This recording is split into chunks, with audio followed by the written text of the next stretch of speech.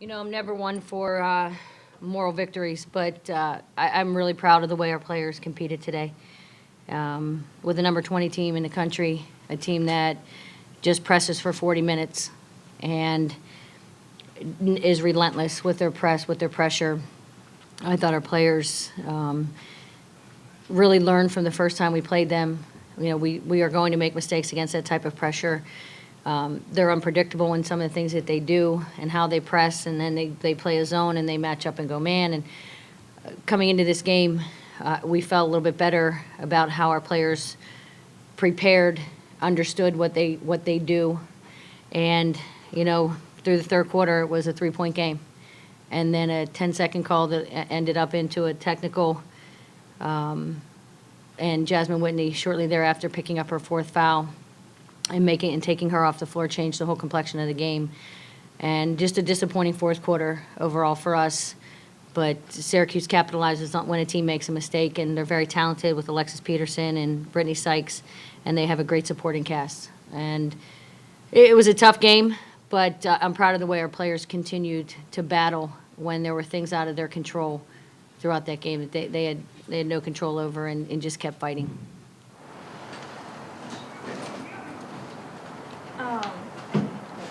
How did your team adjust to defend a player like Brittany Sykes? Well, in the first half, we came out, you know, we talked about hedging on those screens. But the way they set on-ball screens is they bring their post player and they sprint up from the baseline. They're four flat across the baseline. They always bring them up to, or it's a dribble handoff to that on-ball screen, and there's a lot of movement before the on-ball screen happens. And so we tried to hedge and fight over, and Brittany Sykes is just very, very quick.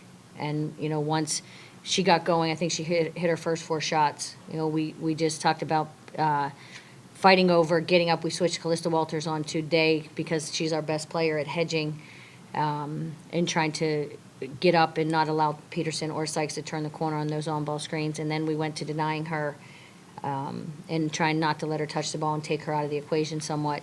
But, you know, then we're playing a matchup and they find her. But, you know, she's very good. She's very talented. I don't think she's a player that I've ever seen anyone shut her down. So your goal is to limit and contain her as much as you can. Brandy Harvey-Carr with 18 points today. You know, what can you say about, you know, how well she's played this season, you know, her one season here, and, you know, and ending it strong? You know, when Brandy is isolated one-on-one and we can make passes to her where it's a catch and a shoot, where she doesn't have to do a lot with the ball, she's been very, very effective. When she's had to make a move where she's putting the ball on the floor, sometimes she plays a little too fast. But today, when we talked about how they go from zone to man and how we were attacking that, the switches that happen, and then isolated one-on-one, if we had movement, that's when she was most effective. And so with that, we were trying to go inside to her as much as we could with her isolated. She got to the free throw line. She was able to score around the rim. You know, we wish it could have happened more often. But, you know, it's the way Syracuse makes adjustments. It's the way they play. They'll take things away. Elena Gribble had 7 threes against them last time. She couldn't even get a shot off today with their defense, now keying on her.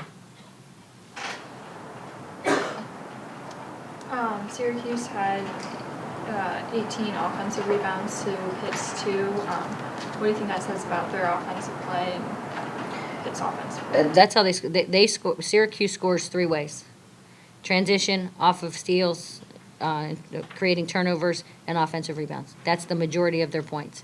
We know that coming in. We know that they crash the boards. We can't jump with them. We have to be better at boxing out, pursuing the ball. They go hard. We know that, and we worked on doing a better job, but they just out hustled us on the boards a lot of times. Sometimes long shots create long rebounds, so some fall into their hands. But we needed to do a better job. An example of that is in the first half when Brandy Harvey-Carr could have grabbed the ball from falling out of bounds, and Sykes or Slim comes in and taps it in, and Asia Bug gets called for her 3rd foul. You know, that's your guard now has a 3rd foul.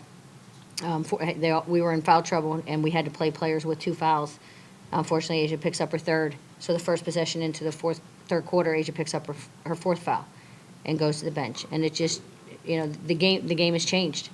because Asia, I thought, had a good first half for us of breaking that pressure and handling the ball. Knowing how tough this team would be to stop, was foul trouble something that you anticipated preparing for this game?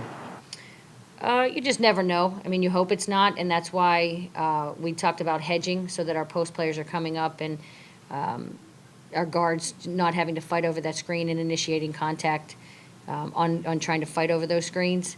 But, I mean, Syracuse is a physical team. They initiate the contact, and sometimes, it's the second person that gets the foul called on them.